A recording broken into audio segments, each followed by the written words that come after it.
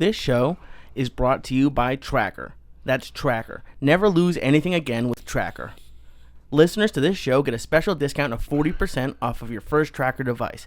This isn't an offer everywhere. It's only for our listeners. Go to thetracker.com and enter promo code CHURCH to get 40% off of your first Tracker device. That's thetracker.com and use promo code CHURCH. Show is also brought to you by the wonderful people at NatureBox. Say goodbye to weird and mystery ingredients and start snacking confidently with NatureBox. They have delicious snacks. They're very nutritious. They're delicious. Go to naturebox.com/Joey to get 50% off of your first box now. That's right. Go to naturebox.com/Joey to get half off. That's 50% off of your first box now. Show is also brought to you by Onnit.com. Use code word CHURCH to get 10% off all of their great optimization products like Alpha Brain, New Mood, ShroomTech Immune, and ShroomTech Sport. Use code word CHURCH to get 10% off.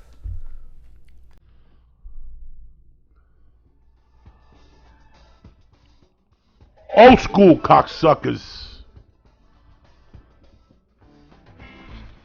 Kick that motherfucker, Lee. Kick this horse. Kick it, Lee. Kick it. This goes back to 1971. Aretha motherfucking Franklin.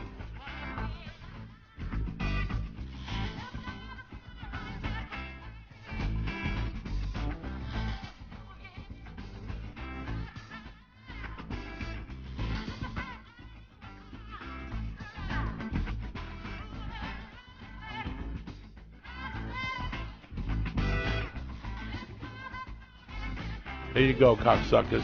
Here we go. Here we go. Oh, shit. Oh, shit. Listen to Aretha, motherfuckers. Zero fucks.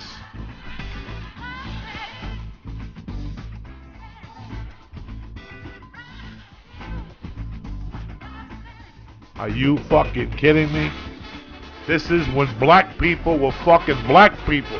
Listen to those fucking horns. They don't give a fuck. They're fucking white with everything. It's over. The church of what's happening now. Wednesday, the 23rd of March. What's happened, you bad motherfuckers? It's myself and my main motherfucker, Lee Syatt. In the house. Cute little blue fucking shirt on. I gotta look cute for you all the time. Smoking and shit. Look at you. All you need is a little penguin on your shirt or whatever the fuck they put on. I never had like the actual polo shirts. So what is they made a line in there that I thought of you, Nature Box.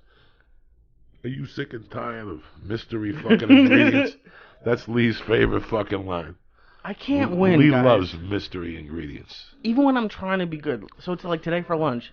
I was like, okay, I don't have. I tried to do meal prep. I bought like enough food for 3 days, but I didn't have time to go to the store. I was like, okay, I'll go to Denny's and I'll get a salad before I go to work. I was there for 20 minutes. It was a $10 salad, and they finally brought it out, and it looked like. Were you there to go or to stay? Yeah, to go. No, I don't need to stay at Denny's. What kind of salad did you get? I got a grilled chicken salad.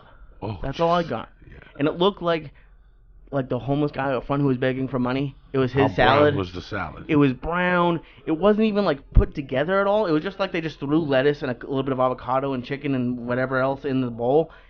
And I was about to turn around and just eat it, and like, you know when you have a lunch and you're just disappointed and it's just crappy and you're just pissed off. But I was like, no. I turned around and was like, hey, this is a $10 salad. I don't want any of this. So they gave me a refund, and I walked over to the Mexican place across the street, and I got a grilled chicken plate with some beans and rice. I know the rice isn't that great. How was it? Delicious. But the thing that they have over there that you turned me on to in Hollywood, that juice place, they have over there. So I had something with like orange, strawberry, papaya, fucking honey, yogurt. It was delicious. Oh my God. I almost went to the juice place today. You should. Oh, it's so good. I almost went to the juice place in Hollywood. Whenever I go give a blood test, that's my reward. Oh, yeah, you have. That's great. I go to the juice place, and I get a chicken salad on wheat with the fucking avocado. Delicious there, the nutrient. I've been going to that fucking place for 20 years. You know that. They started out on Vine. No. Yes, they started out on fucking Vine in a little parking lot. It was like the valet shack for a parking lot. That's what they started at. Did they even have a place to sit down? No. They had tables outside, like little booths outside. I love that. You parked. It had no It had no ambiance, but it did have ambiance. What gave it ambiance was that it didn't have ambiance. Right. They were all Spanish women. They made 4 or 5 sandwiches then and 20 million juices. And I'd go in there for the honey, milk, and strawberry. They have so many. The pink cloud. Oh, okay. Strawberry milk and a dash of honey. They have a lot of different juices there, you know. She goes back to the holidays for a month. The 2 girls have been running that store for 20 years. Been the same employees, same chick, same owner. It's a phenomenal place. When they started building the mall on Vine, on whatever that fucking street is, on there, they had to move. And they were forced to move. So what they did was they put up signs saying that we're getting forced to move. They're giving us a settlement. We'd like to find a place close by. And like 20 places reached out. They gave them like a good rent just to have them in there because it's been a neighborhood staple. For 20 years. That's amazing. They were probably there 10 years before I got there. And I've been going there for 20. I've been going there for 19.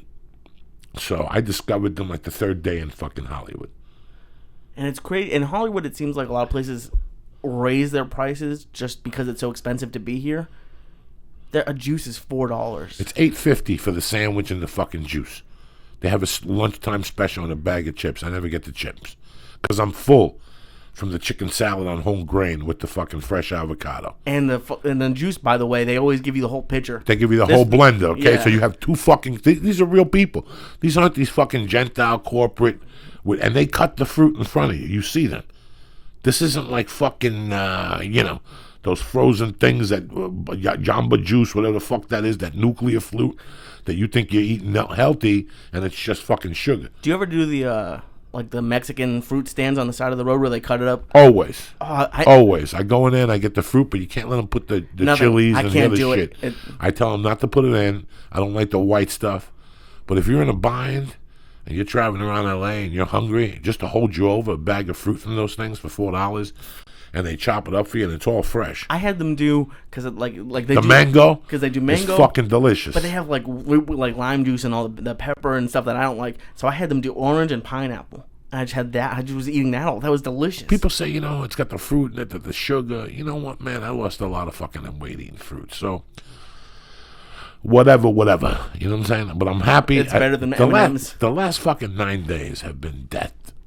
Like, it went from being super busy, guys. I don't know. See, a lot of people, I have to describe what we go through sometimes. It went from me leaving the house. You remember? Like, every day for 2 weeks, I left the house at 9, 8:30, 7:15 to go to a 10 o'clock meeting because you got to leave 2 hours early in the morning. Yeah, at least. What I usually do is I have like a protein shake. I get in the car and I get the fuck out of Dodge. I get over the hill.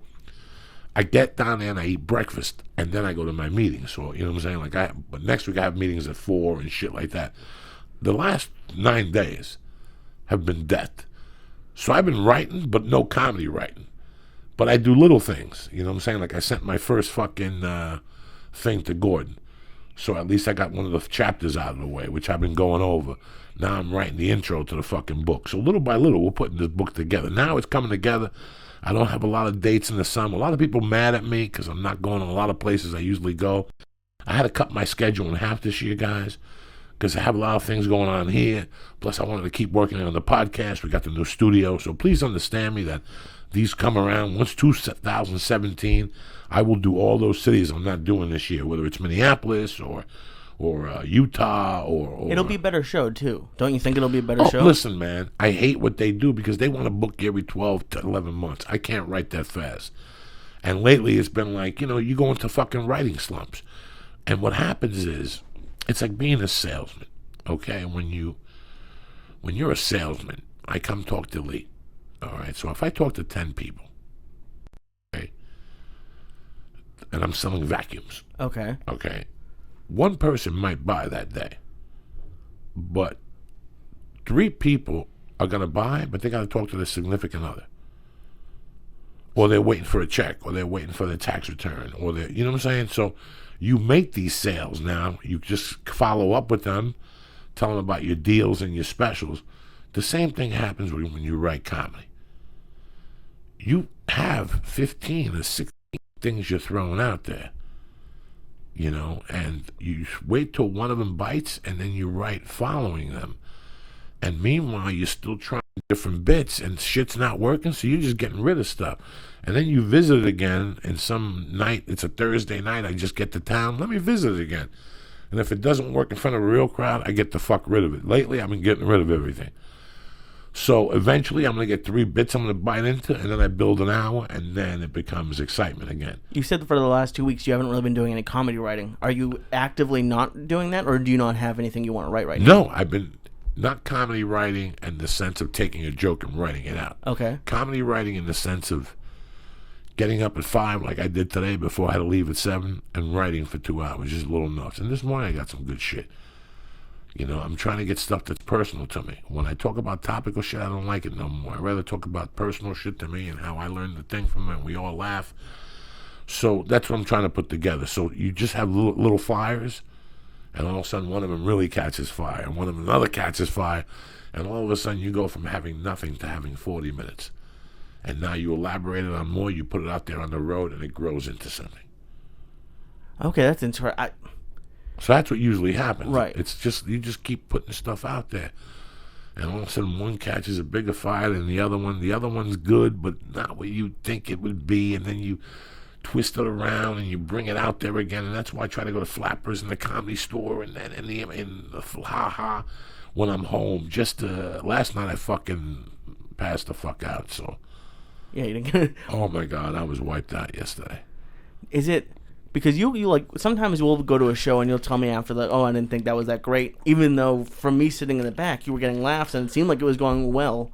So when you say like if something works or doesn't work, is it based off of just what you think? Because you can get laughs and think you have a terrible set. I know what I'm listening for. I know exactly what I'm listening for. Is it the sound of the laugh? It's something about the laugh. It's a weird laugh. It's got to be a little shocking, and they're laughing at it because it happened to them. I love that kind. Like that's why a lot of specials are so disappointing for me, is because I'll laugh, I'll giggle, but there's one I just showed Paula. It's I think it's Bill Burr's first or second. It's the orange one in the background. Hilarious. Where it's just you don't stop. You don't stop. Like hysterically laughing. Hysterical. It's like a machine gun. Yep. And that's what I like so much about your sets and comics. But it's just, even though you do stories, that's why I like the store sometimes. And you're like the one person that I enjoy the store for. Because otherwise I prefer an hour. And I still like you for an hour. But there's something about, because with 20 minutes, you usually just go crazy. I go crazy. I fucking love it. Listen, if I do 45 minutes, I'll have a stroke. The next day, you guys... Really? You can't do it? Not like that for 40. Not to stay on them and stay on top of them like that. That's tough. The store, because I got my ass kicked so much in there, I learned that when you go up at the store, you got to go up with both guns. So that's where that comes from, like my fear. Fear is a fucking... Do you know that at 53 this morning, I was stalling to drive down there to draw blood? Like I kept talking to my mom. I was like, don't you have to leave? Is this the same appointment that you've had for like 2 months? Yeah. For 6 weeks. Every week you were like, oh, I have to go drop and blood. Once I get in there, it's cool. Like he's fucking cool as shit. We talk. He talks to me. He told me to stop at the airport in Chicago where to go and get a fucking hot beef sandwich at this good one at the airport in Chicago. Your doctor's telling you where to get a hot beef sandwich? Oh yeah, he's a big motherfucker. He's a badass dude. And then I went down there. Whenever I get blood taken out, there's little obstacles in front of myself every week. Okay, so I have a notebook. And I have Monday through Sunday. And then I have my schedule. But on the upper right-hand side, in that little corner, that little box, I have my obstacles for the week. Shit that I fucking hate doing. But I gotta do. Like sitting down and writing. Like going and giving blood. Like calling somebody who owes me money. All that type of shit goes in that box in the top. How many boxes do you have on your book, in your notebook? Like each page, like how many little sections do you have? I have just a section of Monday through Friday. Okay. And then like the first thing on the goal sheet is write 2 hours a day.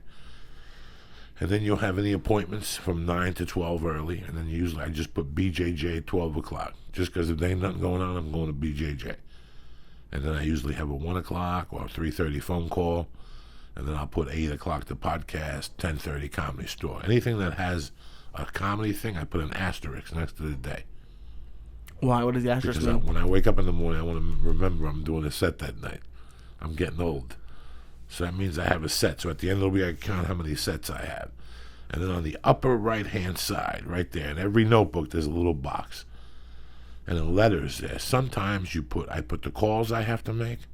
But now what I'm doing is I'm putting the call to the day. So I don't fuck around. I used to put calls and just go, I got to call Lee. I got to call Sarah. I got to call Marty. I got to call Jimmy. I got to call T. I got to call me. I got to call Johnny. No. Now I put it under the day I'm calling them. So there's no misunderstandings. You have a phone call schedule? I have a phone call schedule. So you have to even have a fucking phone call schedule. I'm a comic, but I'm a salesman. And I'm representing myself because this is the only way to fucking do it. You know, Cassius Morris is calling in today. Right. And there's nobody in this planet I admire more than this young man. Because what he's doing at his age, people who listen to the podcast, I'm not here to insult nobody. Ain't nobody doing dick like this fucking young man. And he's been doing it for, like, I think 6 years. Okay? And he's getting the education of a fucking lifetime. He's getting lifetime education before he's 18 years old. And I was telling my agent the other day, because it's NCAA time. Right, March Madness. Okay, I don't know if I ever told you guys this. Let me tell you how crazy I've been all my life. Okay. So I got involved in basketball at the age of 6th grade. I was fucking horrifically bad. The first time I did 7th grade basketball, we went 0-9. I was terrible. Terrible. And I was so embarrassed from seeing so bad and from getting left back in the 7th grade that besides karate, I dedicated myself to basketball. And I wanted to turn that program around.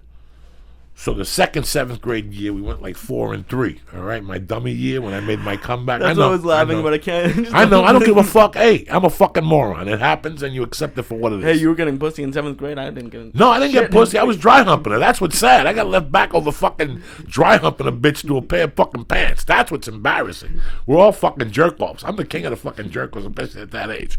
So I get left back. So now that year I go 4-3, but I fall in love with fucking basketball. Right? So they tell me to get really good, you have to concentrate your training and go to basketball camps. Okay. So one of the first basketball camps I go to is Willis Reed. Excuse me. And when I go to Willis Reed basketball camp, I meet a coach there. I forget what his fucking name was. He was from like a high school. How old were you? So you were in the 7th grade still, or the 8th grade? I was in the 7th grade going into the 8th grade. When I cough, why do you close your eyes? Do you think I'm going to spit in your eyeballs or something? What's wrong? I didn't even know I did that. So I meet this guy, and he's telling me all these things that when you go to camps, you have to be ready because college coaches come, and they give seminars, and they talk to people. But in reality, I always knew that if you're under a junior in college, they can't talk, a high school, they can't talk to you. It's against NCAA violations for a coach to talk to you if you're a junior and under. Oh, shit. Okay. Even though you're fucking killing in the 8th grade, I can't really say much. I come up to you and say, good game, you have a future, son, you know what I'm saying, and keep you in mind. But I can't come and start fucking recruiting you. That's against NCAA violence. We can't even talk about recruitment, about going to your school or nothing. That's crazy. I didn't know that. So at my second basketball camp, which was Boo's basketball camp, I met a coach by the name of Tom Penders. I forget where the fuck he was then. Now I think he's in Texas, or he may have retired. But Tom Penders, I became a pen pal with. I would humiliate him. I would write him letters until he turned purple. Come see me. I'm tearing it up in the 8th grade. I wasn't doing dick. You know what I'm saying? But in my mind, I was Johnny fucking United's. But I started doing this to every coach. Every time I go to a camp, I get coaches fucking whatever, and I start sending them propaganda, whether it was Bill Foster from Duke at the time, or it was the guy from North Carolina. So take us through a letter. Like, what would a letter sound like? Good morning, Coach. I hope you're having a great day. My name is Joey Diaz. I'm an 8th grader from North Bergen, New Jersey, and basketball is my life. I just want to tell you I admire your fucking team. A mailman wouldn't deliver them no more. I didn't give a fuck when I was a kid. I was a savage. So me being a comic never developed at a young age. Okay. Me wanting to do TV never was at a young age. Me being a salesman savage was me at a young age. Like, I already had that savvy mind that you had to reach out to people and let them know what the fuck was crack-a-lacking. Jesus. And then, so how many packets did you get? Like 10 or 12? Or? I would send them. Once I sent them to college coaches that I knew. Then I just started sending them to fucking college coaches everywhere. And from UCLA to USC, any basketball program I had watched on television, North Carolina State, North Carolina Charlotte, University of New Mexico was a great college then. They had Cheese Johnson, who covered fucking Larry Bird in college and shit. He was one of my counselors in camp. I just wrote letters to colleges. And coaches. would you do this with like your friends, or were you doing it by yourself? By myself at night. Where? On the court, or no? I was doing it in my fucking bedroom. Oh, so it was like actual workout. It wasn't like a drill for. Oh, where was the drills? Yeah. At both places, I was doing because they had drills that you did. Some drills I did on the basketball court, like layup drills and shooting drills and sprint drills and defense drills. But some drills I did at home, which was just like sit-ups or push-ups or jumping as high as I could for 30 minutes or sitting against the wall with a chair to get my defensive legs and whatever, to get your legs strong. I did everything I fucking could, man. Which would be worse for you, do you think? Taking away comedy now or taking away basketball then? Well, it was two different things because I make a living from comedy. Okay, that's true. But it just seems like you were like... Taking basketball away from me then was one of the biggest disappointments of my life. I never really recovered from that. I could tell because when I watch basketball, I still get kind of emotional, especially NCAA ball. I told you what happened the other night when the NCAA came on, and I was watching this. My wife was sitting there, my daughter was in the kitchen, and I was like, I wish that she gets it at an early age. I wish that she got it like I got it. But I wish that she got, to me, being a professional basketball player is great, and being a professional football player is great. But Jesus Christ, nothing gets my dick harder than the NCAA championship in any sport. Because you're playing for you. I mean, yeah, after a while you're playing to get drafted. But when you talk to, like, you ever watch the 30 for 30 with the NCAA guys from North Carolina State, and they all get together for a drink? Oh, no, I never got into college basketball, okay, but it sounds great. College athletics, man, is something, and now they're trying to tax and all this shit, but you got to understand the entertainment it brought to people, and it brings to me, it gave me something. It gave me a belief. It gave me a belief that I could do something good enough and get a scholarship to go to one of these colleges. That's the bottom fucking line. If you really want to go to college and you want a fucking scholarship, this to do, whether you want to be a football player or a basketball player or whatever. When I saw Mike O'Corn was a kid from Jersey City who was an Irish kid who went to a school called Hudson Catholic, and he was 6'7", and he was 6'7", and he was white, and he was poor. He never had a father, and he had a mother who worked at a diner to support him. And like in the 8th of his freshman year, he hurt his knee, and he had to wear a brace in high school. And he would play basketball, and the braces, he played so much basketball that the braces started going into his skin. But it didn't matter. He took Hudson Catholic to a fucking the finals, him and a kid named Jimmy Spinarco. Jimmy Spinarco ended up going to Duke, and this motherfucker ended up going to North Carolina.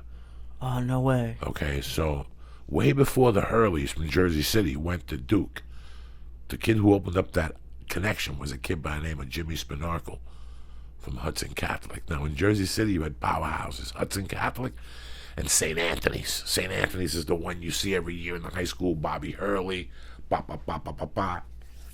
Hurley and Frankie Edgar, the same person. If you know anything, they both hustled. They both fucking died for what they did. It's amazing. So, what the fuck are we talking about here? College basketball. College basketball. So I'm saying, to me, one of the greatest things, one of the first things I ever saw that let me know I could do something with my life was on a Monday night, an NCAA finals when Marquette played North Carolina. And in that bracket, something happened to one of the forwards from North Carolina, and Michael Corrin had to fill in.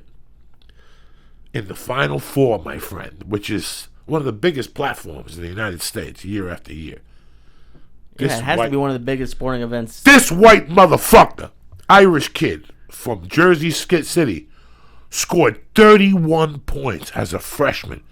But not only that, the guy who was covering him was Glenn Gondrzak, who went on to play for the New York Knicks, a white dude, 6'4" forward, who always had to cover Julius Erving and shit like this. This guy was a defensive white savage from Boulder. Years later, he tried to shoot himself in the heart with a .22. That's a complete different story. Jesus Christ. And he missed. How the fuck you been playing basketball for 20 years, sinking 20-footers, and all of a sudden you try to shoot yourself in the heart with a .22 and you miss? What the fuck? What the fuck goes on here? You know what I'm saying? But to make a long story short, this white Irish motherfucker scored 30-something points. As a replacement, as a freshman. But here's what gets better. I'm sitting there on a Monday night to see what happens. It's Jerry Maguire's last game as a coach for Marquette.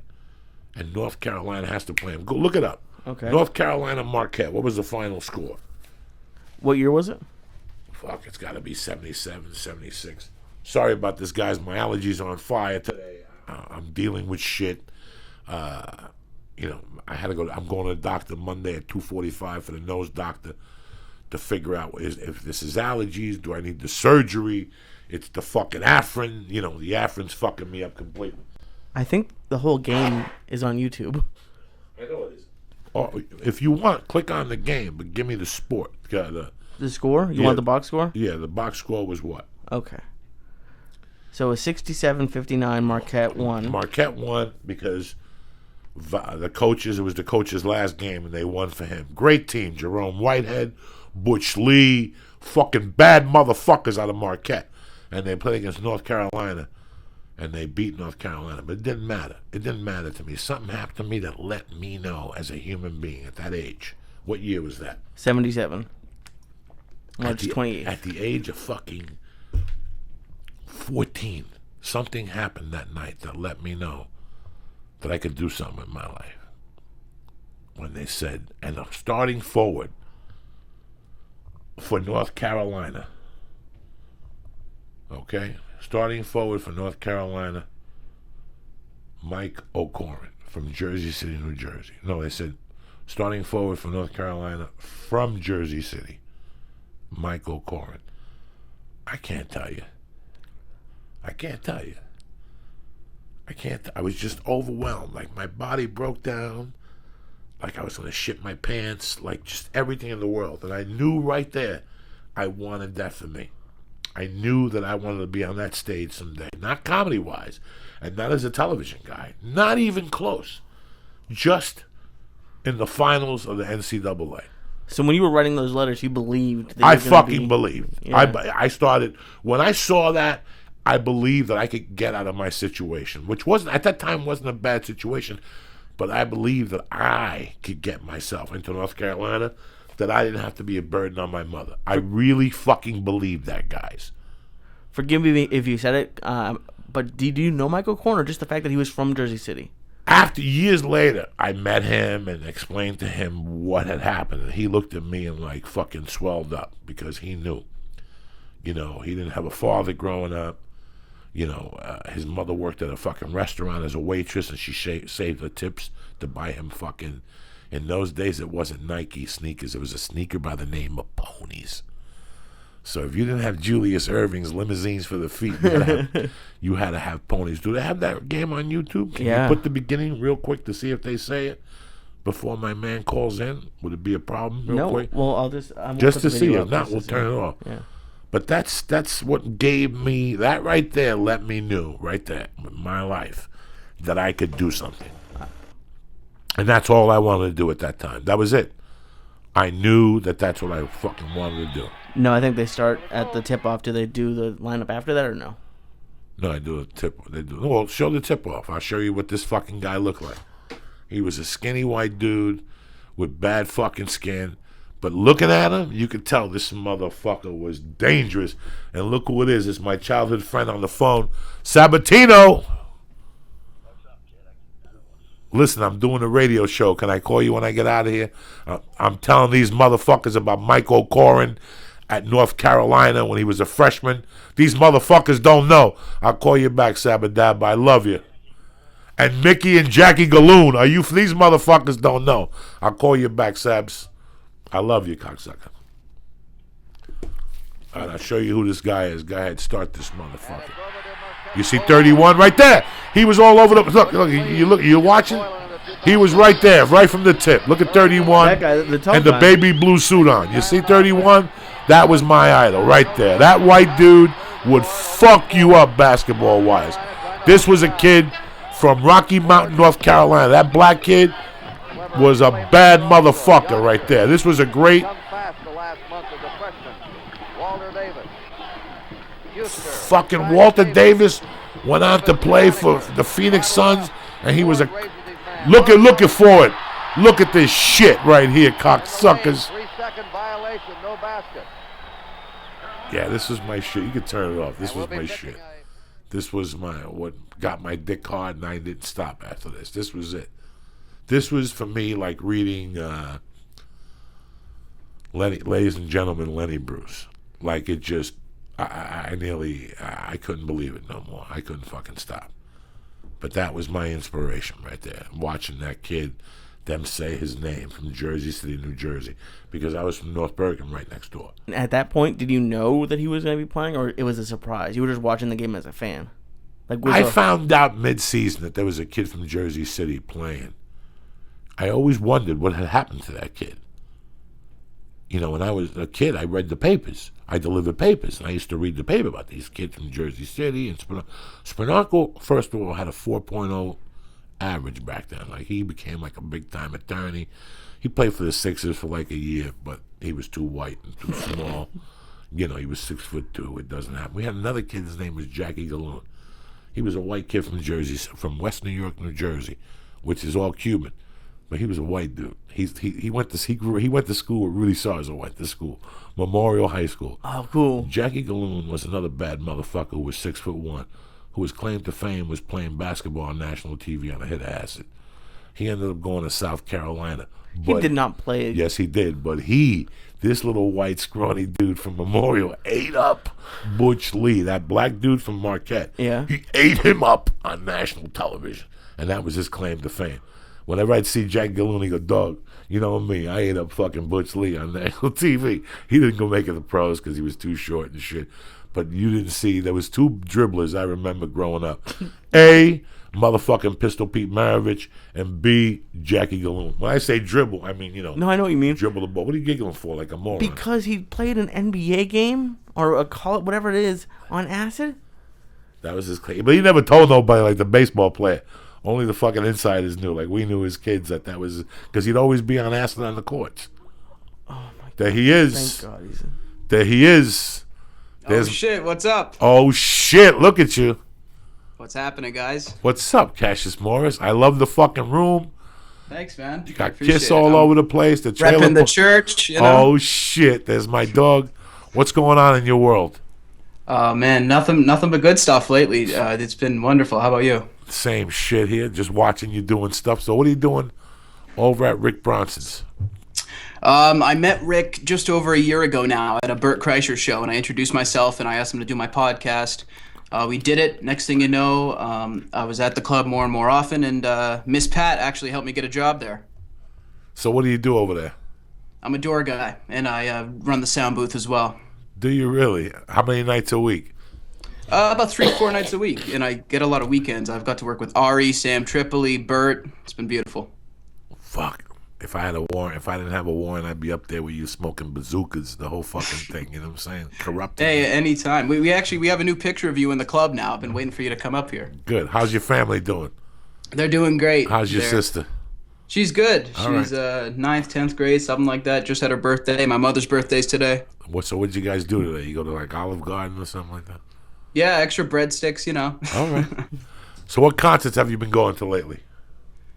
I've been to so many, and I was watching the Periscope that you guys were doing earlier, obviously, about Black Sabbath. I just saw them twice, and when I said to you that Iommi and Ozzy almost made me like emotional a couple times, I wasn't joking. I mean, it was absolutely incredible. Iommi did like a 10-minute solo during Dirty Women. Couldn't believe it. I was at Slayer, Alice Cooper, Motley Crue, all your old stuff that you. Now, how do you go to all these shows? A lot of the time I'll buy a ticket if I'm a huge fan. Otherwise, I'll just get a press pass, and they'll just send me in there through the back with a little pass and a ticket, so I can stay in there. And I've been dabbling with the photography, so they've been It's letting not me in that based easy on though. that. How do you get the press pass? It's not like they're handing them out. I don't know. I mean, I just applied, and I think that there's somebody at the company. It's the number one concert company in Canada. They just decided to give me a shot, luckily, and they obviously have taken a liking to me, which I'm very grateful for. So I mean, you always need that one person, especially when you're in a position like mine on the come up, that will give you that shot. Cassius, where do you get this thing that you have? Do you get it from your mom? Do you get it from your dad? I mean, you're way ahead of the fucking curve. You're way ahead of the curve. What you're doing now, listen to how much of a loser I am. I was doing at 30. I was a sound guy at a fucking comedy club, checking IDs, and then I got promoted to the bar back. Right. You're doing it at how old? 17 now. And you're going to college and everything? You have plans to go to college? I mean, what are you doing? At some point, I'll take a couple courses. Yeah, definitely. You're not going right after high school? No. You're taking a year off? Yeah, definitely. I'm proud of you. That's a good choice right there, number one. What made you decide on that? I mean, it happened recently. I just figured that instead of sitting in a classroom talking to people about running a soundboard, talking to people about photography, I would actually benefit more from doing photography and running a soundboard and running a light show and, making these connections in the real world, not sitting in a class with a shitty little computer, actually, doing these things and putting myself in a position where I can get employed for doing these things just based on, experience. Again, where do you fucking get this savvy from? Your mom, your dad? I mean, and what the fuck are they thinking? Like, they're sitting at the table drooling on themselves. Like, where did we get this kid from? I've been inspired. What can I tell you? I was inspired by you guys. I was inspired by Corolla and Rogan and all that camp. And it's just something that when I discovered it, it was something I knew I really wanted to do. Now, when you told them about the no college, was there any resentment? Was there any anger? Was there any yelling? No, not at all. Good for they're you. fully supportive. Yeah. Jesus Christ, you're fucking lucky. God bless you, Cassius. Are you coming? Are you coming here, Cassius? Are you coming to LA, or what's the plan? I was planning on going there this past summer, but I got a media job up in BC that I had to get to. But I'm actually might be up there in September, and I might actually, because I just saw Sabbath twice, and it just wasn't enough. I might time it around the Hollywood Bowl show, so you never the know. September 19th show, right? Is that Yeah, the date? Are there still tickets left? There should be. You could probably get some. No, and I was saying, like, where are you gonna work? Like, you should just move here when you're 18. Like, there's no reason not to. You have what, 6-7 years now, experience?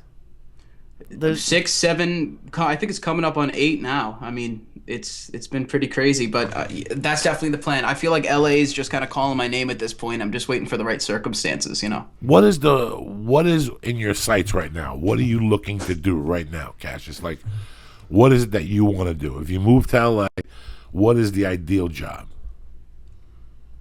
I think some form of television or radio hosting. I mean, definitely. If I could take the podcast and take it, obviously it probably at this point wouldn't go to this level, but take it to a level like Corolla's taken it to. That would be my dream job, definitely. And I want to keep pursuing this photography. I want to have something on maybe TV. I dabble in acting as well. If it's in the entertainment industry, I'm happy, basically. Good for you, man. I mean, Thank do you. you want to work at Sirius as a radio host? Would you just to transfer your podcast down here and bang it out and get some sponsors and really go for it 5 days a week, interview musicians and all the stuff you want to do? Is that what you're looking at right now? Yeah, definitely. That's the goal. The goal for me has always been to start off with the podcast. The podcast is not the end-all, be-all for me. It's like a stepping stone into what I want to get to. And you brought up Sirius.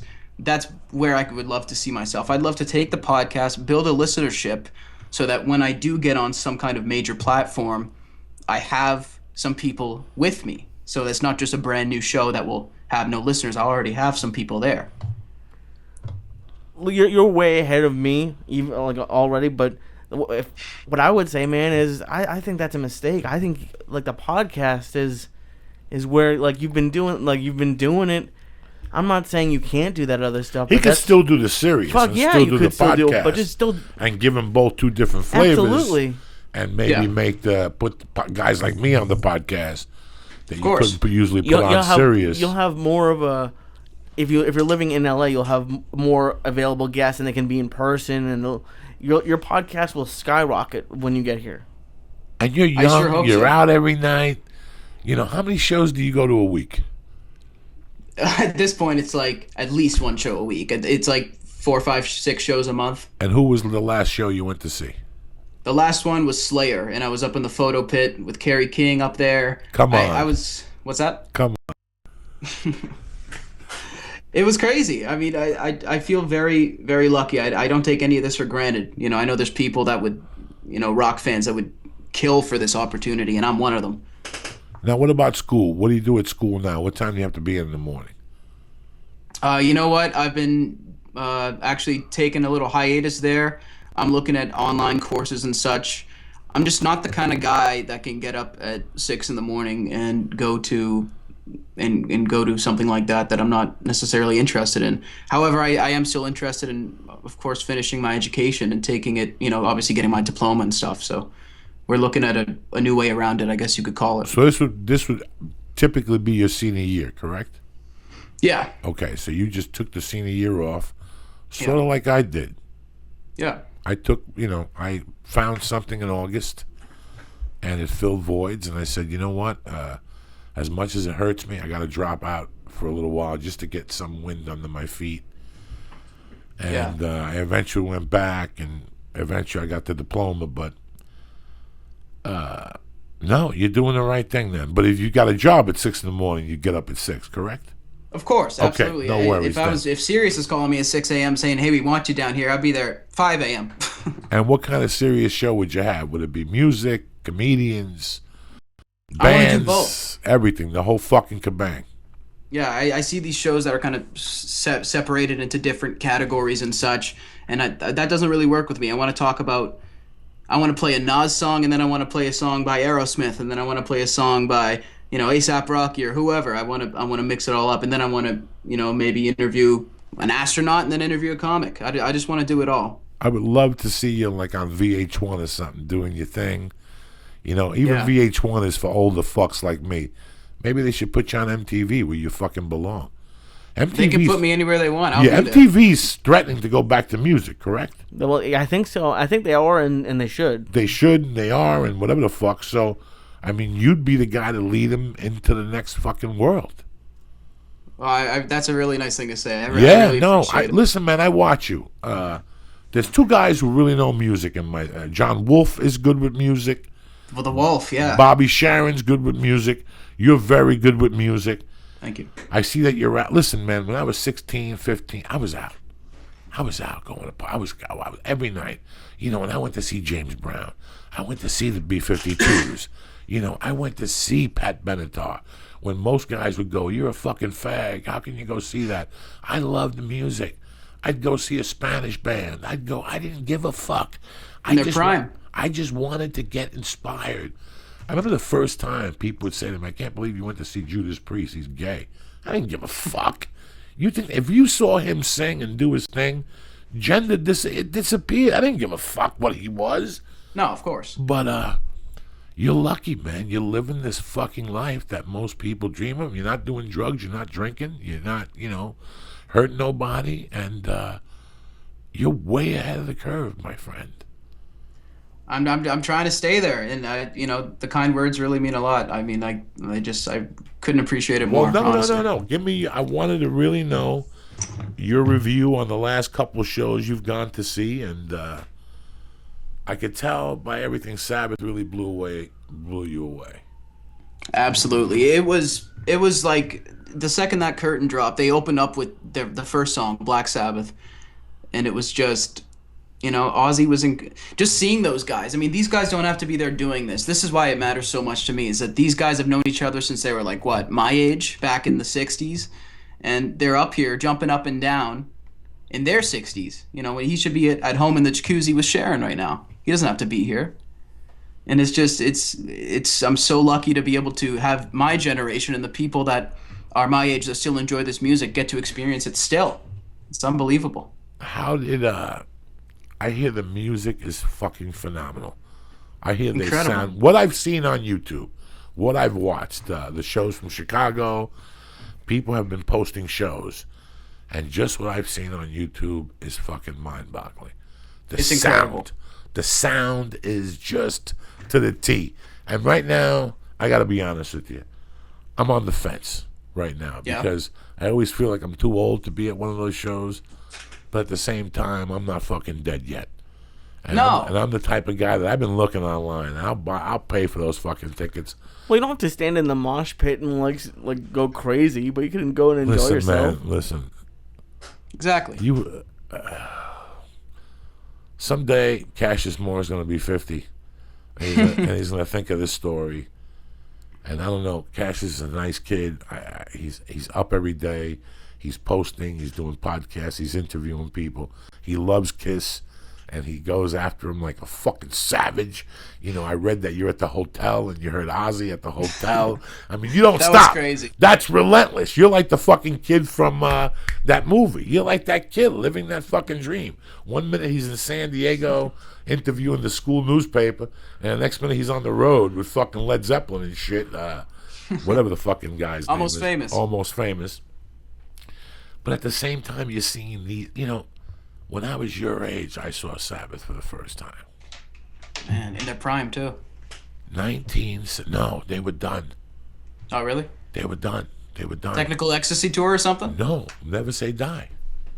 Yeah, it started to go downhill.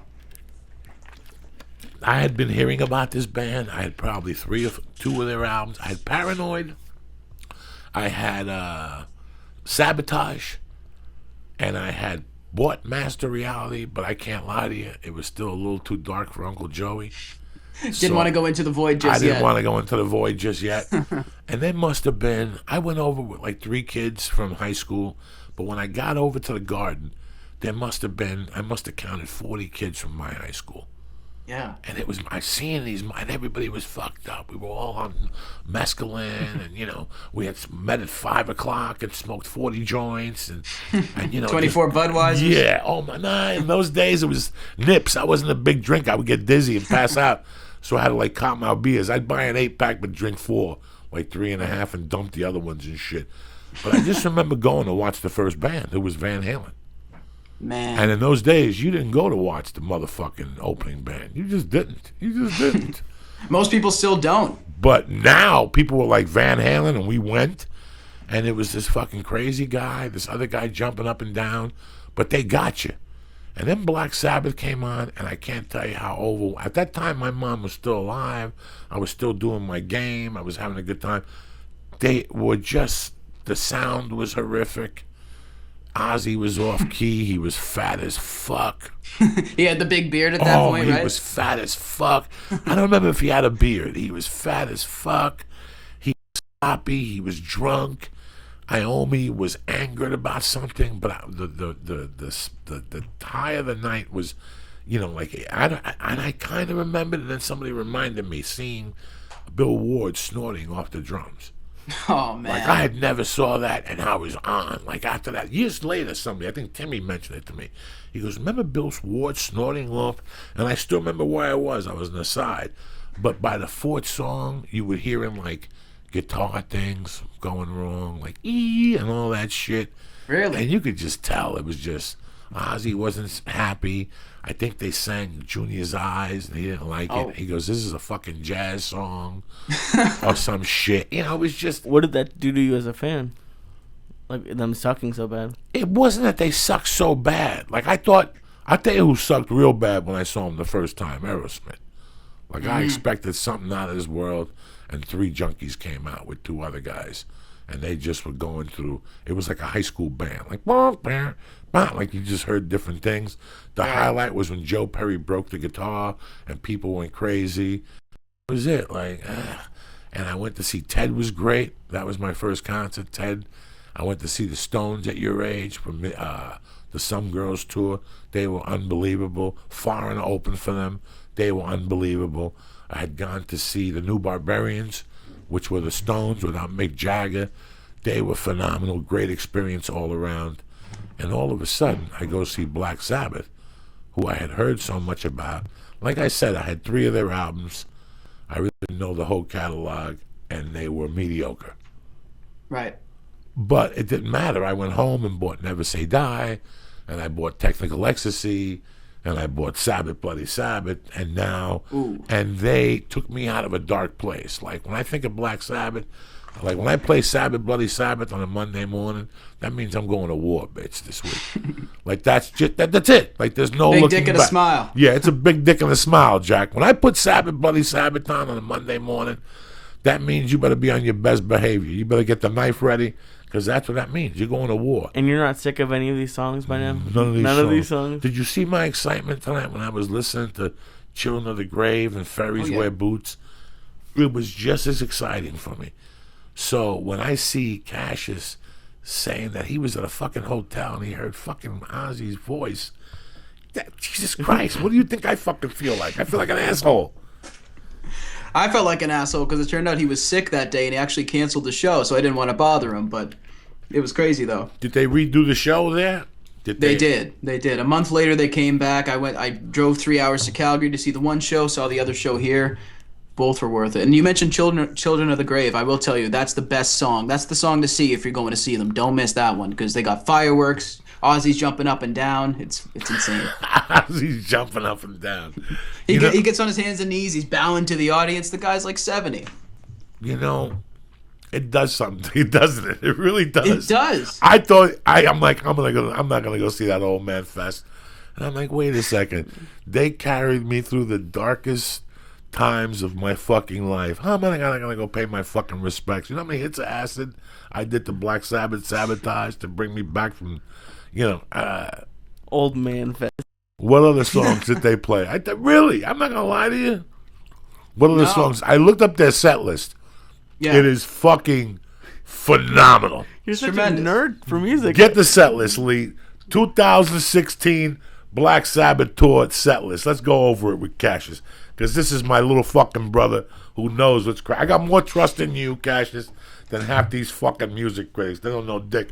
I want to give a shout out to my main man, Mike, at the jewelry store in Union City, New Jersey, saying not to forget fucking Mandy Johnson and David Rivers and no. We had a bunch of Nikki Gallus, and we had a ton of fucking players in HQ and HC. What the fuck, HQ? Like I'm hanging out with Eddie. Cassius Morris, you got nunchucks. What do you got up there in Calgary? You got some Stars of Death. What do you got? Stars of Death. We got numbers. We got hash. Good. But We got everything. We're all set. But you're a nice boy. You don't know nothing. You don't do nothing. You haven't talked to nobody in years. I don't play games, man. I do what I got to do, and I stay in my lane. I try not to bother anybody, like you said, and I do what I can. How are your friends? How are your friends? How come your friends ain't there with long hair? Nothing. They come around. They're good. They're good. I actually, it's funny because a lot of them are rock and metal fans. So I get to be like, yeah, this is my camera guy. Let him backstage, and they'll let them back into the tour bus and stuff. It's been great. I get to give away concert tickets all the time to my buddies. They love it. Let me ask you this: what albums are you listening to this week? What have you been listening to since Monday? Talk to me. Oh man, let me tell you. Talk to me, Sabbath, baby. Bloody Sabbath. And the first time I heard this was on your show when you played a National Acrobat. You pushed me over the edge. I've been listening to that album almost every day. If you think that, you know what National Acrobat did to me? Are you fucking kidding me? Yeah. I am the world that hides the universal secret of the time. Yeah. Are you fucking kidding me? Who writes that shit? Who writes that? What did you drink to write that? You just don't get up in the morning and say, I am the world that hides the universal secret of all time. You just don't come up with that shit. Geezer was a madman. Oh my God. Killing yourself to live. Oof. Oh, I'm a sabotage guy too. Dog. Megalomania. I almost jumped off a building. The thrill of it all. When I put the thrill of it all on, that means not only am I going to war, but I'm stabbing somebody. I got the knife. I got the fucking Windex. I got everybody. No, we're stabbing everybody. Hit me with the set list. All right. From the beginning. Read it all down here for your Uncle Joey. Right. So this is for the one at Madison Square Garden, where is it? February 27th. So they open with Black Sabbath, Fairies Wear Boots. Damn, we had that on tonight. Right out of the bat. After Forever. Oh, shit. Have you ever thought about your soul? Can it be saved? Or perhaps you think that when you are dead. You just stay in the grave. Come on now. What else we got? Into the Void. Jesus Christ. Oh, my God. Into the was Void. insane. I'm going to have to bring a gun there and just shoot myself in the eyeball while they're doing Into the Void just to end it. Just like a gentleman. Just go home after that. Well, you can't go home after that because then they're snowblind. What? Oh, Jesus Christ. Yep. And then they go right into War Pigs. All right. And then Behind the Wall of Sleep. Oh, how good. Did you get that up there? Behind the Got walls? everything. Got everything. Come on. With I couldn't believe it. And I don't know what this means, but with rasp intro. If you know what that Yeah, means. yeah. The Geezer Butler bass solo. Yeah. Go ahead. What else? NIB. All right. What else? With basically intro. Oh, shit. Hand of Doom. Yeah. Now that one changed my life, Joey. That one I'm not changed gonna my tell- I'm life, gonna too. tell you. The lyrics on that one, especially when you're tripping. Never mind when they're like, when you're just talking to your friends and giggling. It's when you put it on and you're getting home from a long night and you think you're down from the acid. You put that album on and you dim the lights. You don't know who shows up right next to you and starts asking you creepy questions. What else is on there? Rat Salad. Oh, Jesus Christ. With a drum solo. Jesus Christ. It was good. It was No, bad. very good. And then there's Iron Man, Dirty Woman, and Children of the Grave. And then the encore was Paranoid. Let me tell you something. What's the third? Do the last five again. Okay. Including the encore? No. No. Just the last five from the top. Right, not from the top, right there. Children of the Grave. Yeah, Dirty Woman. yeah. Iron Man. Let me tell you something. And then The guitar solo on Dirty Women. Tell these motherfuckers how. Doesn't he have 4 missing fingers? The tips. Oh, yeah. He cut them off in a sheet metal accident. Did he now? On his last day. There you go. His last day And ever. what did he do? He turned the chords upside down. He did something. He did something Jimi Hendrix. He put bass chords on a guitar to give it a thicker sound. This is the type of shit that you don't know, but when a guy like me thinks about it, it thinks how fucking ignorant I am. That this guy said, you know what, wait a second. What kind of shit can I put on this to create my own sound so I don't sound like everybody else? You know, as Cassius and I know, when I hear Ace Frehley, I know it's motherfucking Ace Frehley. Oh, yeah. He's a badass, When man. you One of hear the baddest. fucking Tony Iommi, I know it's Iommi. And when I hear Gilmore, I know it's fucking David Gilmour. Because that's what they did. They devised their own sound. When I hear Clapton, I know what type that. I know it. When I hear Keith Richards, I know it. They are who they are because when I hear Stevie Vai, what tours are you looking to come to town? What are you looking at?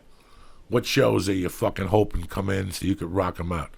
Who's I coming want up to see there? Kiss. I want to see Kiss again. It's been a while, man. But the number one I want to see. I mean, I honestly I can't even ask for anything. I mean, I've seen everything that I've wanted to see. I've seen everybody there is. I mean, once you see Ozzy 2 days in a row, it's all over. Where are you gonna go from there? I love your attitude. I love your attitude. I love your attitude. Who's coming up there the next couple weeks? I know that there's some great. Who's Stevie Vai? He put together a band that's smoking. Really, I didn't hear about it yet. Somebody, those 2 guys and a badass singer. Hey, man, I'll tell you who's on the road. You should go see him just out of respect because I know you Okay. appreciate this shit. Bad Company and Joe Walsh. I heard you talking about that, saying that it was gonna be a great show. Listen, that could go 2 ways. That could be like a Ringo Starr and Friends reunion, which you want to just commit suicide. That's where they invented the punch that Jim Jones drank at the island. Was at a Ringo Starr concert. They're like, listen, we got to make some suicide juice and get it to Ringo.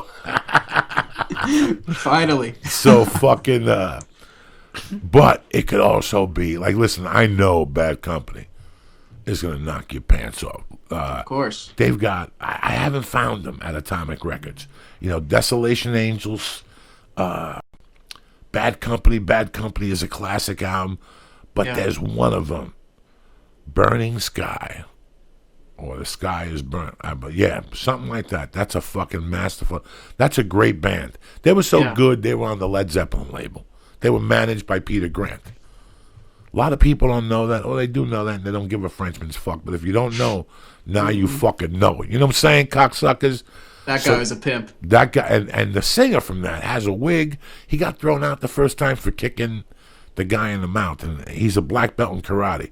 But he was also thought to replace Jim Morrison when he died. Paul Rogers was the only replacement they had in mind when Jim Morrison died. He went on to sing with a band called Free, and then he went on to Bad Company, who, in my world, you know, listen, the proof is in the fucking pudding. Put on the 4 fucking albums and get back to me, bitch. So, call me later. Call me later and shit. You know what I'm saying? Welcome to my world, motherfucker. So when are we going to see you down here, my brother? Talk to me. Tell me about your plans. What do we need to put together? Do we need to put together a GoFundMe, Cassius Morris moving party to Hollywood and Ball Lick? Once you get here over at the Rainbow, we'll sit you down in Lemmy's chair and we'll have some chick lick your nuts or whatever the fuck. I'm way ahead of you. I've already had that. No, I'm just kidding. Look at Cassius throwing some fucking heat tonight in the podcast. I'll be out there. Hopefully in September. I want to catch that show at the Bowl. I'd love to see you guys if you guys are around. Say hello or something. You know, man, I'll tell you what. I have been on the fence. When I get back on Sunday, I'm going to go online and start investigating these tickets. And I'm going to try to get some tickets, and I'm going to try to hook up with you there. I think it's time. Of course. To go. I mean, these guys were my childhood. Why not go and pay my last respects? I don't give a fuck what they want for a ticket at this point. You know, it's not too bad. No, it's not too bad. I have an account I have on the side that my wife don't even know about. Nobody knows about. It's last year when they would pay me with cash. Sometimes they would give me $2 bills. I would put those $200 bills away, or $100 bill. Or somebody would give me a $50. I would put that $50 bill away. Well, I looked the other day. Jesus, I got like $600 in there in 50s. You know what I'm saying? So I'm gonna use. You're all prepared. I'm gonna use that for my little Black Sabbath stash and take an Uber to the Hollywood Bowl, so I don't have to walk up that fucking hill. Yeah. You know, 'cause walking up the hill is fucked up. Walking down with a hit of acid in me, I'll walk to your fucking Calgary with you on my back. Walk all the way to Canada past the Secret Service. So what else is going on? Let us know what we're going to see from Cassius the next few weeks. You writing a blog? What are you doing? You writing a book? Lots of concert reviews. I actually have a Black Sabbath Sabotage podcast coming up. We go track by track through the whole album, talk about each song. I've got Iron Maiden coming up in just over a week, and I'm hoping to get the photo pass for that. And just lots of music podcasts and hip hop too. I'm actually, a lot of people don't know I'm a huge hip hop guy. So how far back do you go? Way back. I Biggie, Nas, AZ. Everybody. How great is fucking Nas? The best. I just saw him, actually. No, you did not.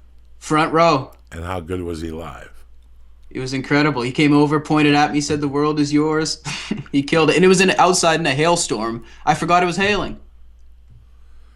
You, my friend, have a great future ahead of you. I wish you nothing but great things. I sit there and look at your post, and I admire you, because I wish I would have fell in love how you did. My life would have been a lot different. I wouldn't have got tangled up with drugs and the bullshit. I would have done what my love was, which was what you have on your walls. Those were my walls. Right there, those were my walls. I had Kiss Alive on there. I had fucking the Beatles' White Album on there. I had Dark Side of the Moon on my wall. To this day, Kiss Alive, I told these guys why I don't listen to it. Because me and my boy Anthony Balzano used to listen to it when he died. I put the album in his casket, and I said, the next time we listen to it is wherever the fuck they send you. Because wherever you're going, I'll be there, cocksucker. You know what I'm saying? Heaven, hell, purgatory, or dump fucking in Jersey somewhere. I'll be there with that album. So whatever you want to call it. My brother, I'm happy you fucking called in tonight. Thank you very much. You're an inspiration. You're a bad motherfucker with a great future. Anything I can do for you, please reach out. Thank you so much, Uncle Joey. And thank you to all the church people that have been hitting me up on Twitter and online. You guys are the best. And Lee, thank you too so much. What are you going to listen to tonight? Drop it out. What are you doing tonight? What's your schedule look like on a Wednesday night? It's 9 o'clock over there, so you're in for the night? Couple numbers, a little bit of Metallica, some Sublime. Got some Alice Cooper lined up for tonight, bit of Rush. Yeah. I fucking love you, kid.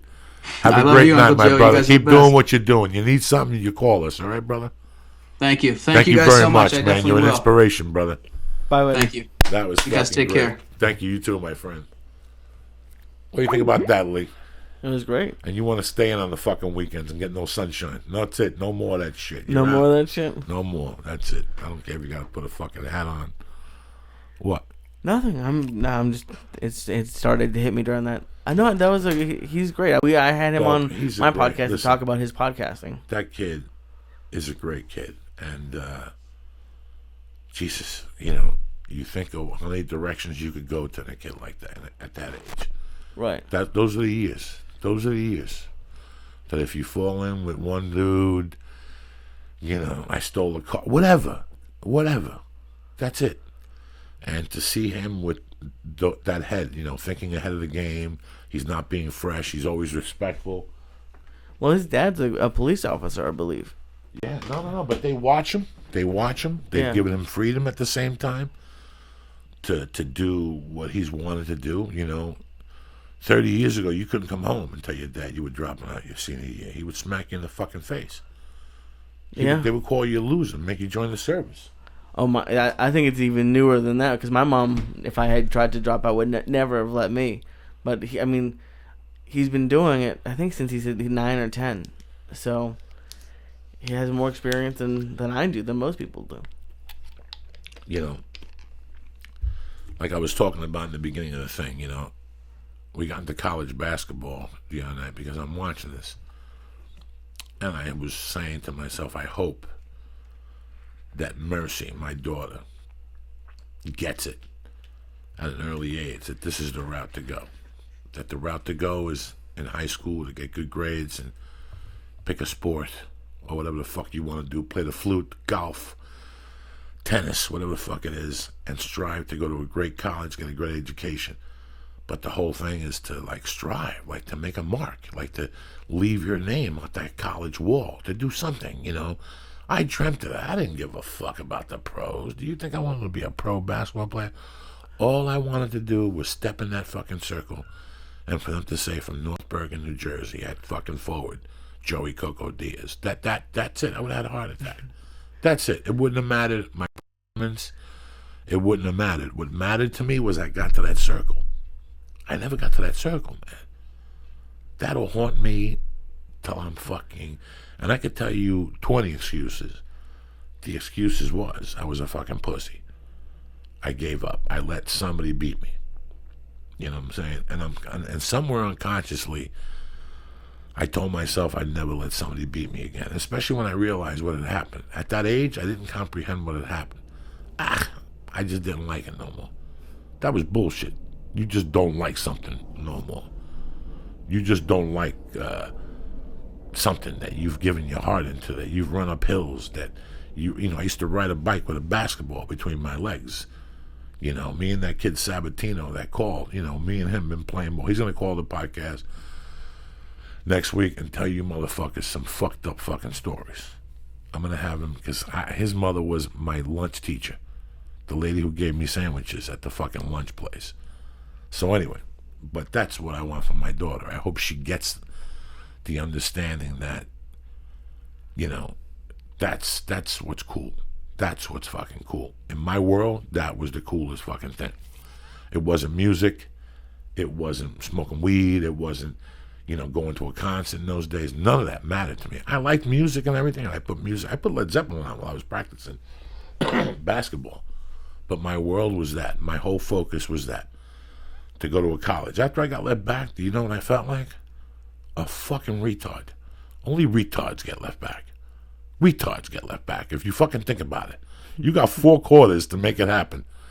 You know what I'm saying? Because you might be a fuck up. You might be retarded till January. And then wake up out of your fucking coma and score big on the finals in March and then knock them dead in June and squeeze out of there with a C and shit.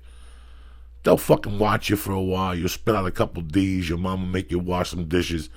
But that ain't bad enough like getting fucking left back, dog. Nothing stays with you like getting left back. Maybe AIDS and fucking a tattoo. That shit has drilled me since day one. Then dropping out of high school? Are you fucking kidding me? That really shunned my fucking ego. That destroyed my insides, dog. Quitting high school in those days, to me, was what losers did. You didn't quit fucking high school. Who quits high school? Guys who hang out in the corners and smoke cigarettes and fucking... That's who quits high school. And that's why I became a guy who wanted to smoke reefer and tell stupid fucking stories. But at least I know this going in. You follow me? Right. Let's give some shout-outs here. Chris James, 1978. Shay 7, ROJ. Andrew Nandal up there in Nyack, New York, waiting for me up there in fucking November. We're going to be freezing like two fucking morons. Lorne Rosenkerr, my main man, my heart. Always, brother, I got you. Josh Chambers. Gary Warden. Bobby Sharon. Fucking music impresario and shit down there in fucking Austin, Texas. Selling t-shirts and fucking bubble gums. He don't give a fuck, Bobby Sharon. And Donovan Salaruzzo. This motherfucker. Solid up there doing jiu-jitsu somewhere, fucking choking somebody. What do you got to say for yourself, cocksucker? I'm doing good, man. I'm just really enjoying this fucking Star Death. Stars. Plural, death. cocksucker. What are you doing this weekend? This weekend, I have to go.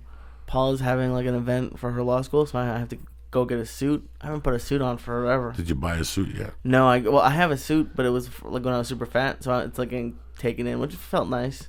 You got to take it in. I had to. Well, why don't you go get a nice new suit? Because I'm still trying to lose weight. What do you care? But you got to wear a nice suit. Go down to Hollywood fucking suit down there. No, this is a nice suit. But listen to me. It's old. It's got dust on it. It's got old Jew dust in the closet. God, how many times you wear it? You wore it to that fucking Not Scott much. Chad wedding. You already wore it. This is Paula's fucking gig. Surprise No, her. I'll get one for her graduation. No. Forget the graduation. Listen I to don't me. have time. It's on Thursday. You're not listening to me. What time Thursday? Evening. Okay, listen. Tomorrow morning you wake up at 9:05. You have a nice breakfast. You get in the fucking car. You get on the 134 south and you connect on the 101 south. It's going to be about 20, 25 minutes of traffic. No big fucking deal. Look. Who's better than your Uncle Joey? You know who? Nobody. Okay? I'm going to save you time. I'm going to make your day tomorrow because you ain't doing dick tomorrow in the daytime. And you're going to make her world. Because you took the time to do this. She's expecting you to wear that Scott Chad suit. Wait till you will bust in there looking like fucking Jimmy DeLeo on 155th Street. What are you, nuts? Are you fucking nuts or what? Who's Jimmy DeLeo? Don't worry about Jimmy DeLeo, but the boot you're going to put, you got a yarmulke here with you? You got a yarmulke here with you? Of course, a junior never leaves home without his yarmulke. Listen to me. You bust a yarmulke out tomorrow at that fucking Jew school. With- It's a law school. Who do you think goes to law school? Armenians, I think black it's the people. Mexican American Law Association dinner or Who something. gives a fuck? There's got to be a Jew there, and you're going to connect with him. Bam, just like that. Bam, you're going to make eye contact, and you're going to listen. The only reason why we're here is for an envelope. Something in this fucking room, we're going to get an envelope. So listen to what you're going to do, because I love you to death, like a nephew. If you need the deuce, I'll give you the deuce, because I love you. You're going to get on the 134 at 9 o'clock. You're going to get to Hollywood about 9:35. All right? You're going to go to the Hollywood Suit Outlet. You're going to park your car right in front of the spot because there's parking right there. You're going to be there bright and early when those fucking savages open up the gate. Okay? You're a Jew. All right? If you're going to do business, what's the matter? Well, nothing. What fell? Something fell? What do you keep looking at the computer like it's the end of the world? Like I'm on fucking... Like I'm on NORAD or something like I that. thought I heard something, but we're cool. You didn't hear nothing. You're fucking me up my train of thought here. I'm setting you up tomorrow. I'm hooking you up big time. I'm at the Fuck Hollywood up. Suit Outlet. You're at the Hollywood Suit Outlet, but then you're not at that. You're just not at the Hollywood Suit Outlet. See, these are foreigners. These are those Israelis we spoke about. Those dark-skinned motherfuckers with the black feet. A needle won't even go in their fucking skin. They're those little mountain brothers they got up there in Israel. They're there. They got a couple of Armenians. Listen, they don't want to lose the first goat of the day. It's bad luck. You're the first goat of the day. I'm the first. Okay. So you're going in there with 2 bills in your fucking hand. And you're going to go, listen, I'm looking for 3 suit deal. Okay, you're going to go in there. You're going to pick out 3 suits for $200 with a shirt and a pair of socks. The socks, you can light them on fire. They're polyester. The shirt, you might as well light that on fire too. But what you're going to do is, bro, you're going to take the shirt and that's going to be your alternative shirt. Like when you got to do something stupid and you think you have to take the jacket off and there's been people smoking pot. I take those shirts home. Those are utility. White shirts, get a gray shirt because they give you 3 suits, 3 shirts, Right. and 3 pairs of socks and a belt for the small deuce. And they trick you because if you go to the big $600 suits, it's the same $200 suits. The guy who used to work there, he went somewhere else, and he told me. He goes, when you go in there, just get the $200 suits. They'll alter them for you. While they're altering them for you in the back, whatever it is, the small 35, whatever it is, Lee, get a pair of shoes, nice. And while they're fixing your suits, you know what you're going to do? What? You're going to go to the fruit juice stand and get a little sandwich for $8.50. Now, you're saying, but Joey, why do I need 3 suits for? Because the number 1 suit you're going to bust out tomorrow night. The number 2 suit you're going to bust out at the graduation. And the number 3 suit is when you go away with us to some other fucking event. She's going to go, Lee, who the fuck are you? John Gotti? And you're going to get a nice double-breasted fucking suit. You know what I'm saying? And it's a utility suit, Lee. It's not like you're dropping $500 for a suit and you're going to lose 15, 20 pounds and you look like a fucking moot. These are throwaway suits. Believe me. These suits, I'll bust them out 2 times, and one night I go to fart and the pants rip, and I throw them right away. They're no big fucking deal. They cost you, what, $66 a suit? So you really have no stock in them, but you got them in the closet. You look sharp, and guess what? She's going to expect for you to show up tomorrow looking like Lee. You're going to bust out with a nice jacket, a nice pink shirt, something to stand out with the Mexicans. Man, who's that handsome little Jew with you? A pink shirt? Whatever. You got to stand out. You can't go in there with a white shirt looking like the rest of those fucking mutts. Right or wrong? If not, they're going to go, who's this fucking mutt? He talks about gluten. He works on a podcast. Who gives a fuck? You're going to go out with them. You're the Jew in the house. That Mexicans wanted to be a Jew. You're a Jew. They all want to be attorneys. Right or wrong? What the fuck we talking about here? Apples and potatoes. Well, absolutely. That's what I'm telling you. Yeah. This all runs you. You're going to spend $300. You're going to make her world. You're going to look sharp. And you're going to get a fruit smoothie with a fucking chicken salad sandwich with an avocado on it. Who's better than you? At like 10 in the morning? So who gives a fuck 10 in the morning? You're going to get up tomorrow. You still got some of that weed left at the house, right? Hell yeah. So you bang out 2 little hits. You don't commit. Because if you eat an edible, that's a big commitment. By 1 o'clock, your eyes are spinning in your head like they're spinning now. But if you take 2 little bangers on the balcony, you get in the fucking car, you go down. By the time you get down there, by the time the suit's getting altered, you walk a block and a half. You put 2 more quarters in the meter. It's 2-hour parking. You walk a block and a half. You sit with the fucking Spanish people from El Salvador. You get yourself the sandwich and the smoothie, and then you walk back. Who's better than you? In the ultra, there? And you'll be right in the back like a doctor. These are not okie doke people. These people are prepared for war. They want every dollar in your pocket. Okay. You only give them the small deuce. You following me? So and then you're in your car by 12. You're back over the hill with the new shoes, 3 suits, 3 shirts, and 2 o'clock you're in front of your fucking Nintendo preparing your speech. Yeah, no, it's not. I've started to like lose some of the belly, so I look a little bit better in shirts. With a fucking shirt now, you look like John Gotti. What are you, fucking nuts? We gotta get you a little rug. You know what I'm saying? You're like, I need a rug. That's terrible. Just a little tube, something. What tube? Just a little tube to wear in emergency situations. You know what I'm saying? Oh, do you know people who wear toupees? I don't know them. Listen, I couldn't have a friend that wore toupee. I gotta have a talk with him. You would have to grab it. Like if you ever see a toupee, you'd have to play with it. That's disrespectful. You can't grab somebody's fucking toupee. But you could talk. You know, no. I've never had a friend that had a toupee. I dated a girl that her father was the king of the wigs. He'd bust out different wigs, and you had to look at them and make believe, like, you know, the king of the wigs. You know, you want to eat a pussy, you gotta say he's got a nice hairdo. You know what I'm saying? With it. Once you tell her your father's got a fucked up hairdo, that's it. No more sucky. Your father has a fucked up hairdo. Sure. What kind of wigs would he wear? Like women's wigs? No, like men's wigs. But he fucking lost like the middle. Like he had the sides. But some wigs he would wear and they look like George Jetson. Some wigs he'd wear and they have like a dippity doop. He had like 2 or 3 different wigs. Oh, poor guy. Just shave it. The thing is, they come out and they think like you don't know. Like you're playing a fucking joke on me. Like I don't know you have a fucking wig on.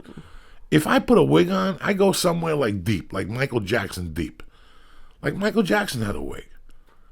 That was all a fucking wig. I didn't know that till I watched Autopsy a couple weeks ago. So you guys got to stop watching Autopsy.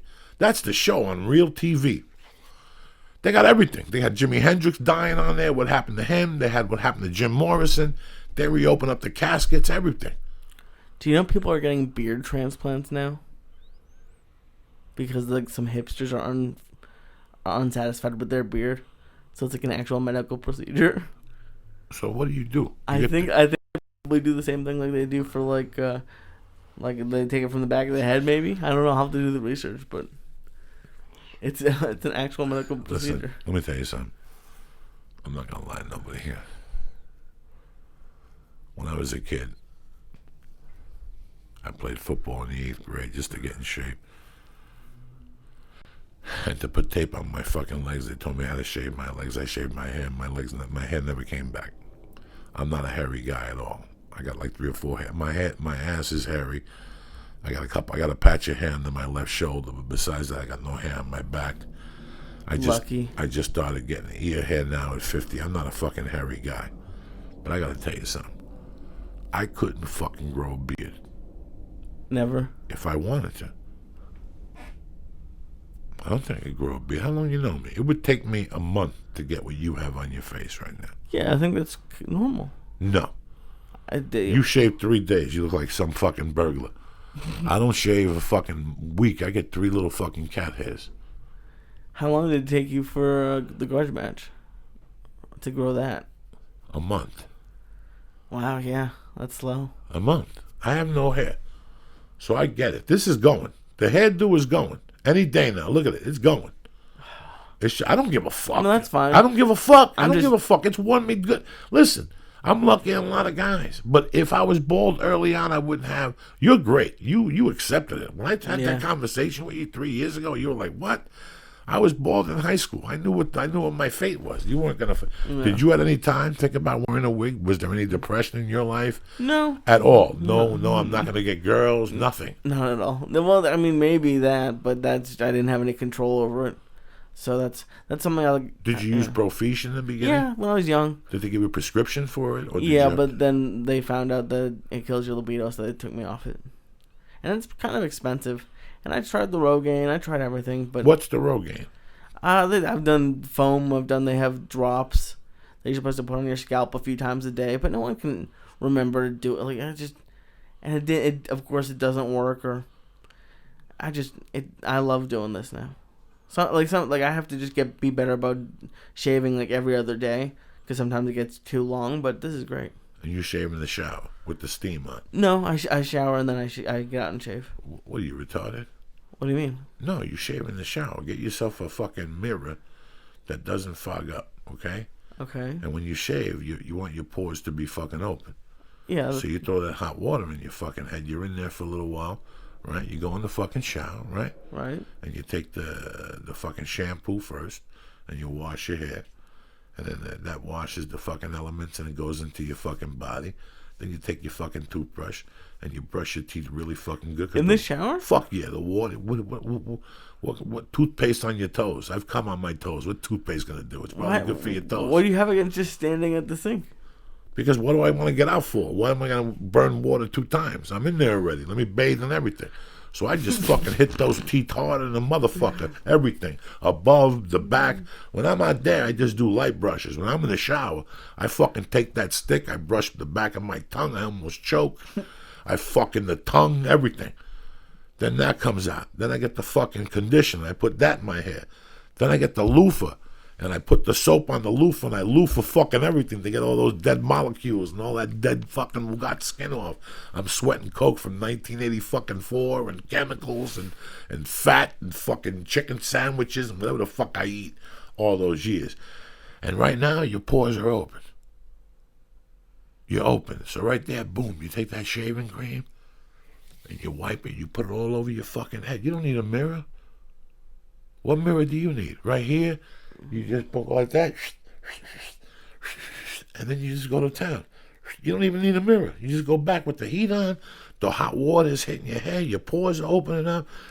You get another little soap, some Irish Spring. You put a little polish in that motherfucker. You come out, you dry that little motherfucker nice. You put a little fucking grease on it or something, whatever the fuck you got to shine it up with some cream, right? You put a little cream on your head. Yeah, dude. but aftershave, yeah. Some aftershave on your head, dude. Who's better than you? But why are you going to come out of the shower, dry yourself, and go through the process again? I don't dry my head. I literally get out just and jump. Well, you got to in. dry your head because the shaving cream won't attack the fucking hair follicles Well, correctly. it like air dries. Like Air dries? What are Yeah. you air drying?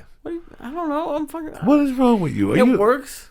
I don't know. Maybe I'm doing it wrong. That's No, entirely in possible. the shower, it's one movement. That's it. When you come out of the shower, you're done. You brushed your teeth, you washed your asshole, you shaved your head, you fucking took the dead man out of your eyeballs. Everything, one shot. Bam! You come out, you stick the in your fucking nose. I had to break it. I got these white hairs in my nose and all this fucking spray and steroids they gave me today to spray in my fucking nose. So now it's like I got blow around my nose. People are looking at me weird, like I'm doing bumps. Why are you looking at me weird for, cocksucker?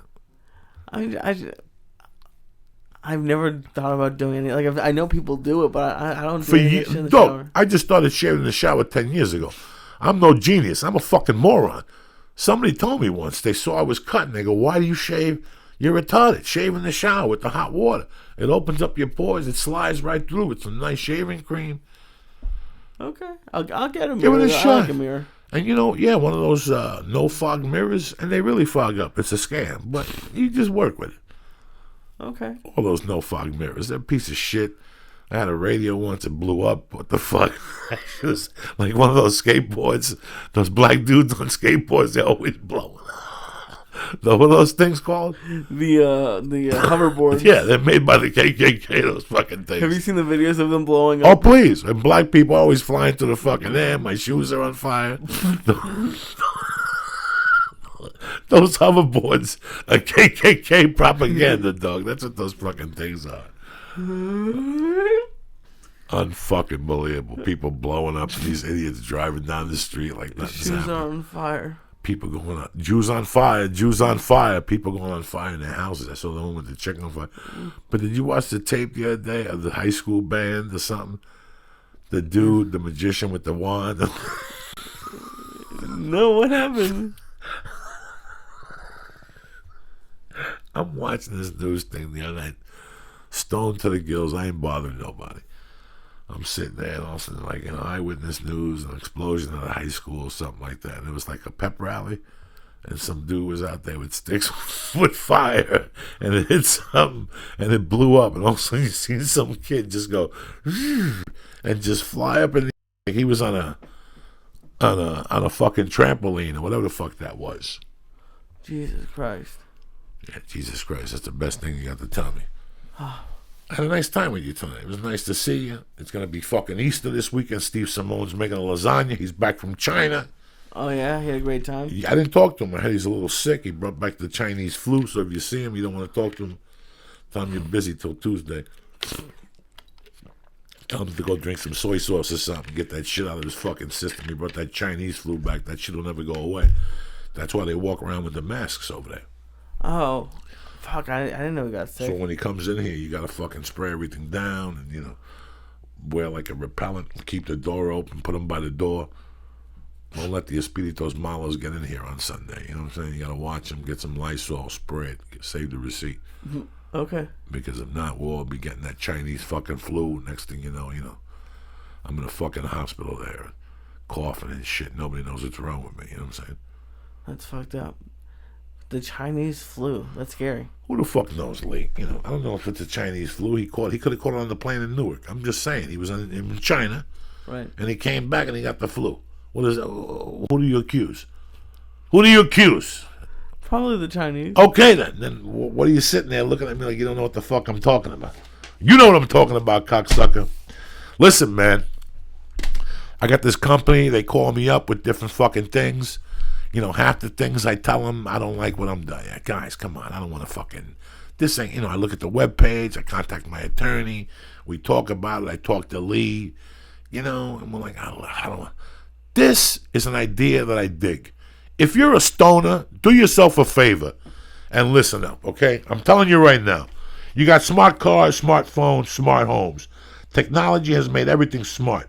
But losing your stuff still makes smart people feel really stupid. I lose my shit one time a week.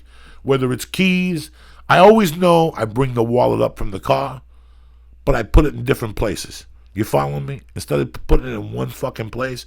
So I always know I bring that wallet up with me in the car. I hold on to my wallet like a motherfucker. But sometimes I think it's in the bedroom, and it's in the, you know where it is? In the bathroom in my shaving kit. Because when I come in to piss, I put it in there, and it falls in, and now I don't see it for 2 hours. Tracker makes losing things a thing of the past. Tracker is a coin-sized device that locates missed keys, wallets, bags, computers, anything in seconds. Just pair Tracker to your smartphone, attach it to anything, and find its precise location with a tap of a button. It's that easy, all right? You lost your phone? Press the button on Tracker and your phone rings, even if it's on silent. With over 1.5 million devices, Tracker has the largest crowd GPS network in the world. So you lost your item shows up on a map, even if it's miles away. Never lose anything again with Tracker. This is what I'm going to do, all right? Listeners of the show get a special discount of 40% off. Again, 40% off. Again, 40% off your first Tracker device. Go to thetracker.com and enter promo code CHURCH. CHURCH, okay? You're never going to lose anything again. The hardest thing you'll ever have to find is their website.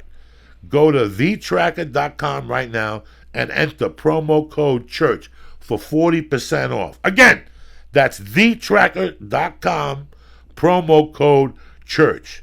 Do yourself a favor. You'll never lose nothing like that again.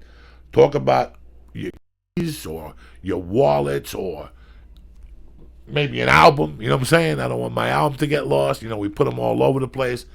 Just do me a favor. Go to thetracker.com and get 40% off your first Tracker device. Promo code CHURCH. CHURCH.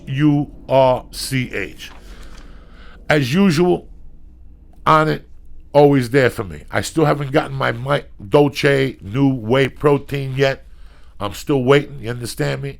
It should be here by next week so I can sample and tell you guys what I think. You know me, when it comes to on it, I like the chocolate hemp force. That's my protein. Every day, 2 scoops of banana, 4 ice cubes, some water. Stop it. A little Hershey's syrup in there. Ba-ba-ba-boom. Not a lot of Hershey's syrup, just a dab, just a little sugar Flavor. after the workout. Yeah. No, just after a dab of sugar in there. It's not bad for you. Boom, right then and there. It's tremendous. The strong bone, come on. The new mood. The new mood. They have the new mood, but you know what they have now? What do they have now? Oh my God, they have this new Alpha Brain. You got to go to the webpage. Because I was reading about it the other day, and I didn't write anything down. I'm very sorry about that, my own professionalism. Just do me a favor. Go to onit.com for the great list of supplements right now. Why fuck around? Go to Onit right now and press in the code word Church. CHURCH and get 10% off your first order delivered to your house. Talking about delivery to your house, let me tell you something, all right? A couple of days ago, I got a box delivered to my house. They just sent it to Uncle Joey from Nature Box. This stuff was delicious. And there's nothing like getting home and having a thing of Nature Box on your door. Nothing like it. And when they send you like a surprise pack, are you fucking kidding me? Oh, that's amazing. Because sometimes you could order what you want, but sometimes they send you stuff that you wouldn't necessarily order.